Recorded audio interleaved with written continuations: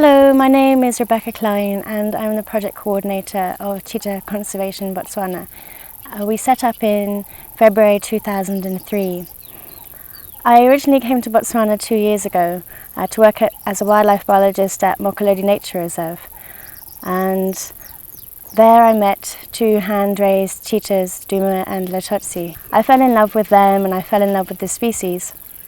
And I'd always been interested in predator conservation. So I started looking around to see what was happening for cheetah conservation in Botswana. I was very surprised, and there was nothing going on. Cheetahs were a highly endangered species, and yet the Department of Wildlife wasn't addressing this need, and no other researchers seemed to have studied them previously in the country. So I started looking for funding, I sent out many proposals, and I eventually got some support from some international conservation organisations and zoos to start up the project. Then I was joined by my associates Dr. Kyle Good and Anne-Marie Hauser. And as a team, now we are running Cheetah Conservation Botswana. We're a multifaceted programme incorporating scientific research, community education and community participation. It's very important that the local people are involved in the management of their wildlife for it to be sustainable. So we have a research camp at Zwaneng Game Reserve. I had approached Zwaneng to see if there would be a potential release site in the future if we ever had to relocate cheetahs off farmland. And they asked us to come and study their resident population of cheetahs, and they gave us a campsite and some equipment and have been very helpful to us. So there we radio collar cheetahs and we monitor them daily to get information on home ranges, behaviour, individual cheetahs. We also do a community development program where we go out to farms and communal farming areas to talk to the people about their problems and find out exactly what issues they're having to deal with in terms of predators. And then we can suggest potential solutions that they can use.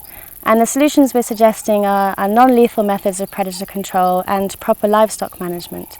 And these types of solutions have been used effectively in Namibia, Kenya, South Africa, even America, Europe. So predator conservation globally is collating to come up with ways to coexist.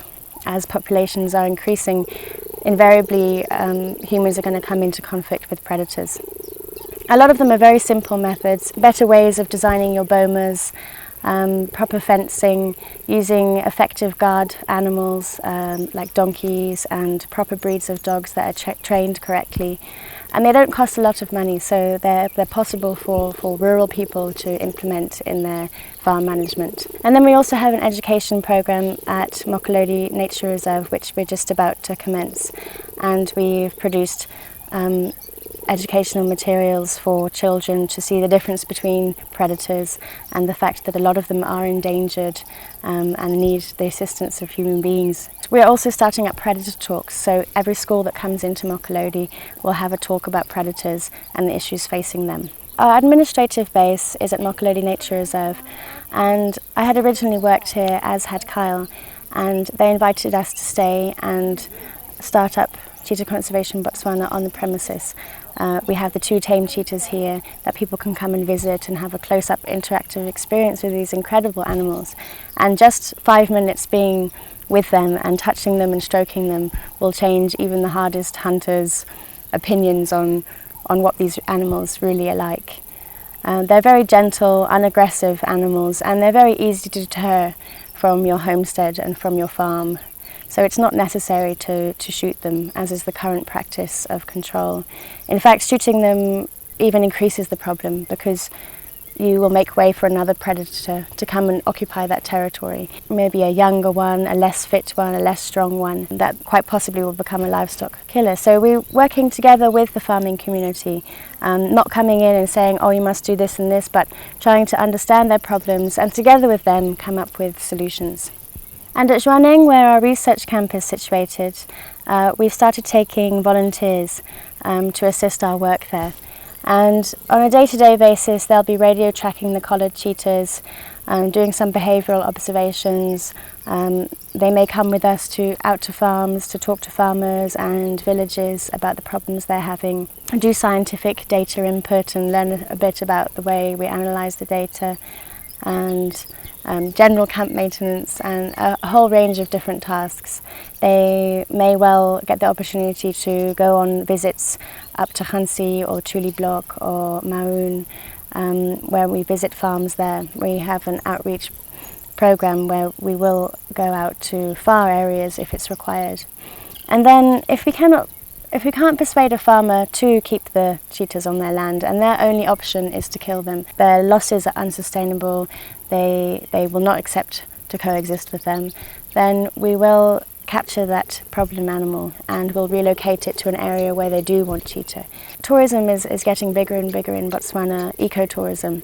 There are some areas where people have set up game reserves where they actually want cheetah on the land. So we'll take the cheetahs from the farmland where they're not wanted and put them into a safe area where they can enjoy their lives in a protected environment. Botswana has 17.5% of its landmass is national park, which is a wonderful proportion of the country to be protected. However, in those areas you have higher populations of lions, leopards and hyenas, and those are the competitors of cheetahs. They will steal cheetahs' kills and they will kill their cubs in large numbers. So often in higher populations of those stronger predators, the cheetahs and also the wild dogs will move out of the protected areas where they then come into conflict with the livestock farmers. So particularly in Botswana, cheetahs are becoming a big problem to livestock farmers as well as wild dogs. So really, to protect the species, we cannot rely on the protected areas for their conservation. We have to look at managing the agricultural lands in ways that will benefit the predators living in those areas. Trying to inform local people that cheetahs are an endangered species, which many of them don't realise, and that they're an amazing national resource to be protected. And Botswana has the second highest population, possibly even the highest population of cheetahs in the world. And so it's one of the last places that the species will really be protected into the future. So we want to engender a sort of national pride amongst the local people and let them realise how lucky they are for the biodiversity they have in their country.